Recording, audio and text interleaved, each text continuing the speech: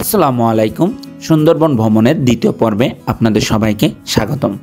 যারা প্রথম পর্ব দেখেননি তারা দেখে আসতে পারেন, এই ভিডিওর ডেসক্রিপশন বক্সে লিংক দেয়া আছে। খুলনা স্টেশনে পৌঁছানোর পর আমাদের ট্যুর এজেন্সির ভাইয়েরা আমাদেরকে ফুল দিয়ে বরণ করে নিল, যা ছিল আমাদের কাছে একদমই আনএক্সপেক্টেড।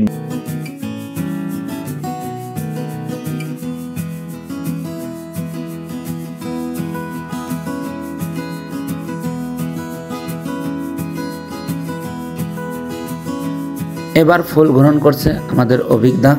এখন ফুল গ্রহণ করবেন আমাদের ক্লাসের নায়ক খ্যাত সালমান শাহ ওরফে সালমান সাদিক শুভ।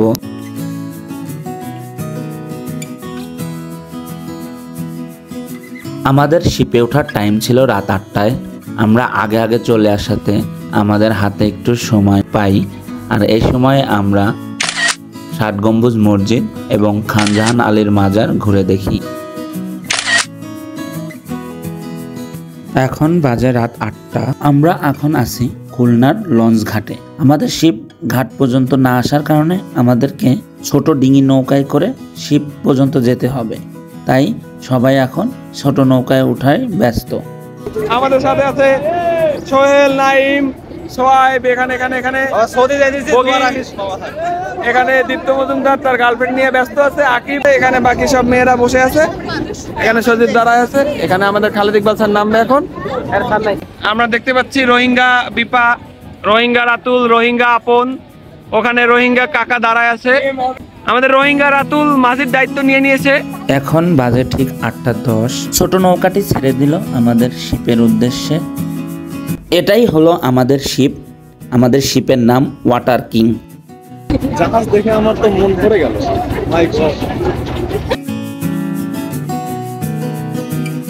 এই শিপে করেই আমরা সুন্দরবনের উদ্দেশ্যে রওনা হব। আর একটা কথা বলে রাখা ভালো, এই শিপে শুধু আমাদের ব্যাচই থাকবে, বাইরের আর কোনো যাত্রী থাকবে না। আমাদের এই শিপটি 3 তলা বিশিষ্ট, এর ধারণ ক্ষমতা 65 জন, কিন্তু আমরা আছি মাত্র 50 জন। আমাদের এই শিপ ছাড়াও এই ঘাট থেকে আরো অনেকগুলা শিপ ছেড়ে যায় সুন্দরবনের উদ্দেশ্যে।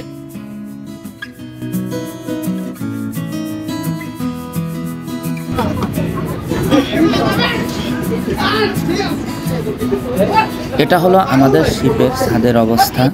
এখান থেকেই পুরো মাঝ নদীর দৃশ্য সুন্দরভাবে দেখা যাচ্ছে। আমরা দেখতে পাচ্ছি আমাদের শিপ ছাড়াও আরো অনেকগুলা শিপ নোঙর করে আছে সুন্দরবনের উদ্দেশ্যে ছেড়ে যাবে বলে। এর মধ্যে দা আলাস্কা এবং দা ওয়েব অন্যতম। আমাদের শিপটি রাত 8টার দিকে ছাড়ার কথা থাকলেও আমাদের শিপ ছাড়তে একটু লেট হয়। অবশেষে আমাদের শিপটি ছেড়ে দিল। এখন আমরা যাচ্ছি খুলনার রূপসা নদী দিয়ে সুন্দরবনের উদ্দেশ্যে।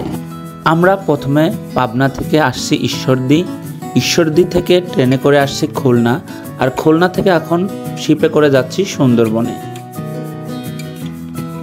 সারাদিনে অনেক জার্নি করার পর এখন আমি ক্লান্ত, তাই এখন কেবিনে যাব রেস্ট নিতে। আবার আপনাদের সাথে দেখা হবে সকালে। শুভ সকাল। আমরা এখন কোথায় আছি? আমরা এখন আছি সুন্দরবন। নদীর দুই পাশে সুন্দরবন, মাছ দিয়ে ভেসে যাচ্ছি আমরা আমাদের গন্তব্যস্থলের দিকে। প্রথম গন্তব্য আমাদের হারবাড়িয়া।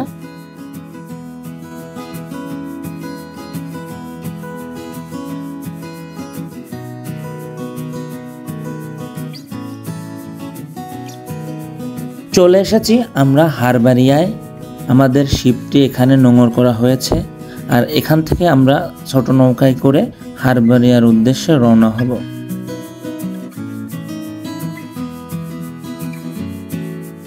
সকালে সবাই ফ্রেশ হয়ে হালকা চা খেয়ে সবাই ছোট নৌকায় যে যার মতো চলে এসেছে হারবাড়িয়া যাওয়ার উদ্দেশ্যে। এখনই আমাদের ছোট নৌকাটি ছাড়া হবে।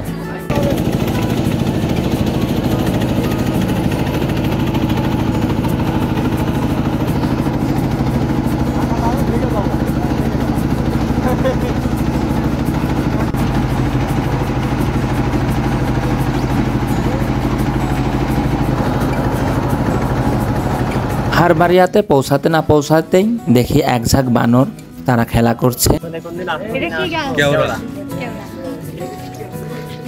সুন্দরবনের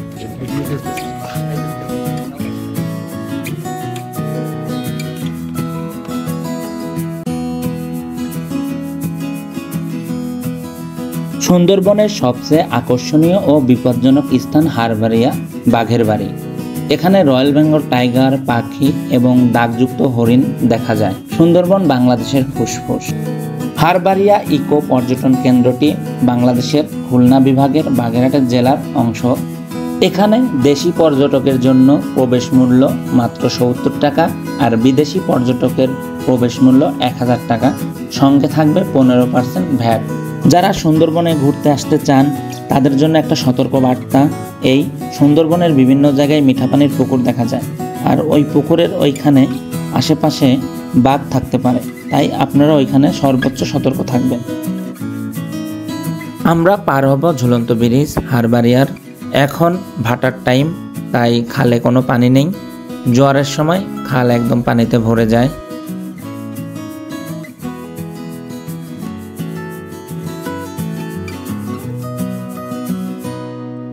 আপনারা দেখতে পাচ্ছেন সবাই এখানে কোথায় যাচ্ছে জানি না, বানরের দাবর খাইছে কিছুক্ষণ আগে একজন।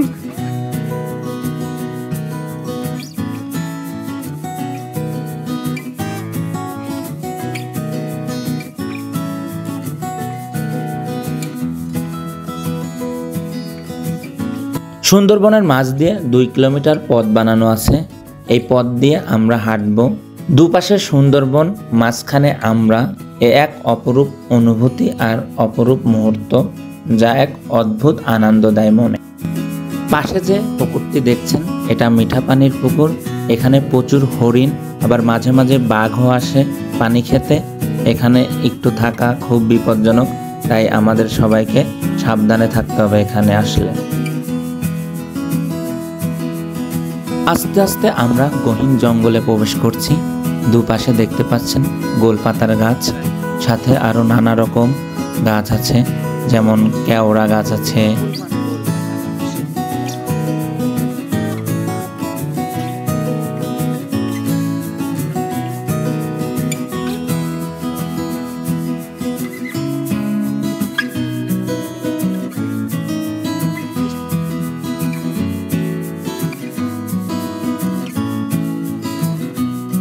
এখন আমরা যে অংশে আছি সুন্দরবনের, এই অংশে প্রায়ই বাঘ দেখা যায়। বাঘ দেখতে পাইনি, তবে আমরা বাঘের পায়ের ছাপ দেখতে পেয়েছি অনেকগুলা। তার মানে বোঝা যাচ্ছে এখানে বাঘ প্রায়ই আসে, এবং যারা এখানে সেই সময় থাকে তাদের দেখার সৌভাগ্য হয়। এবার সুন্দরবনের যে অংশে আমরা আছি, এই অংশটাতে সুন্দরী গাছের আধিক্য বেশি। যেদিকে তাকাই শুধু সুন্দরী গাছ আর সুন্দরী গাছ, তবে সবগুলো সুন্দরী গাছই চিকন চিকন ছোট ছোট, বড় মোটা কোনো সুন্দরী গাছ আমরা দেখতে পাইনি। দুপাশে সুন্দরী গাছ, মাঝখান দিয়ে রাস্তা, হেঁটে যাচ্ছি একা। আর এই গাছের জন্যই এই বনের নাম সুন্দরবন।